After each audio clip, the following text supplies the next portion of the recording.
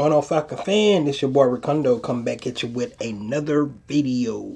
So today we're gonna highlight Jelani Woods out of Virginia, transfer from Oklahoma State, tight end. So guys, before we get into that video, go ahead and subscribe to the channel. Please hit the notification bell so you know when I drop another video. Please hit the like button so I know you like to hear what I talk about. And please share my video throughout the YouTube universe so more people can come in and hear me talk about these Atlanta Falcons. So like I said, guys, we're going to talk about Jelani Woods. I would say that he has probably been talked about more than some of the other guys that I mentioned. I have been highlighting in the last couple of days. But tight end is not getting talked about that much in this draft because it's not like a big name tight end like a Kyle Pitts last year. I think most people talking about McBride coming out of Colorado. They probably talking about Greg Dulcich coming out of UCLA. So players like that are talking about that. But Jelani Wood is actually an interesting prospect coming out of Virginia. Like I said, he is a transfer. He's completed his years at Oklahoma State, so he transferred to Virginia State. Actually, where he actually had more flashes at Virginia State. They probably used him more in a traditional tight end role at Oklahoma State. One interesting thing about it, he actually came to college as a quarterback. So he came as a quarterback, 6'7" quarterback coming in.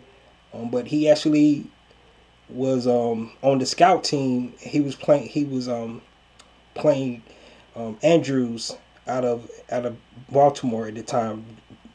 Andrews was out actually with Oklahoma, so he was being a tight end, a big tight end, trying to give the team a scout look, and he did so well.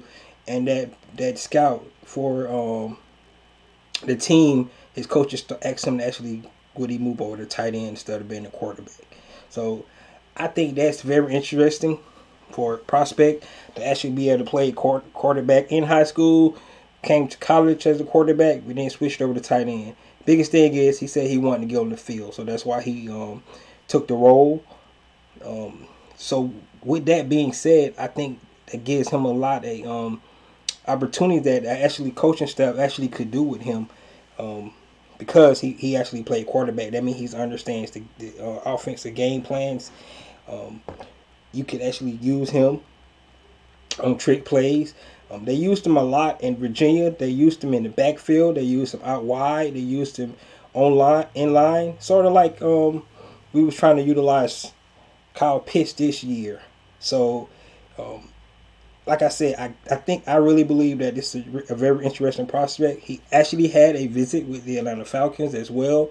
But if you look at his stats from last year, 44 receptions, 598 yards, 8 TDs, 13.6 yards a catch, a receiving catch. So just think about that.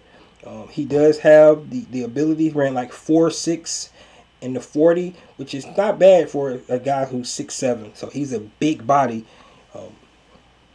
His blocking probably is not where it needs to be, but somebody that size, that ability and the willingness to actually move from quarterback to tight end, I think that'll be something easy for him to transition to. Of course, he's gonna be blocking some great defensive ends in NFL. It's a great outside linebacker, so he definitely gonna have to make sure he get in the weight room and get the technique down to be the inline blocker, just like Kyle Pitts. But I think he would be a very interesting prospect to bring in, especially with his height. Kyle Pitts 6'6", other tight end being 6'7". He definitely has some abilities to be able to catch the ball. You can see he'll be a great target in the red zone, just like Kyle Pitts. And if you got two big tight ends in the red zone, and then if you get some big, just think about it, some big receivers as well. We do have Auden Tate that's there already. Hodge is a big receiver. We can just get those big guys. It's gonna put some pressure on the secondary so from a lot of teams. So I would definitely take somebody like Jelani Woods, add him to the team. Of course, we brought in Fursker from the Titans. However, he probably not a long term tight end there. So bringing in somebody like Jelani Woods to add to that tight end room would be awesome. Because then we'll have a tight end room or Hesse, Fursker, Pitts, and then somebody like Jelani Woods come into the mix. So he probably depends on where the Falcons would decide to pick a tight end. I think they have more pressing needs than somebody like Jelani Woods. But if he was to fall in the right spot, remember the Falcons got 5 picks in the first 82 picks. So they feel like they got all the things they need, and he's on that board, just say at a 74, 82, and he's still there. Maybe somebody probably might pull the trigger on somebody like a Jelani Woods. Like I said, he's not with the top tight end, so he could definitely be there on the board for the Falcons.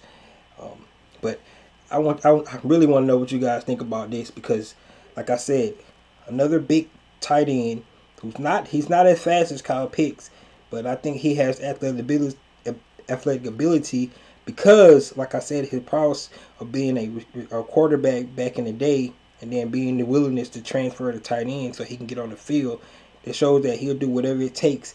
He'll learn what he needs to learn to actually help the team out. So a pick like this, another veteran NCAA player coming out, gonna have some maturity coming to this team.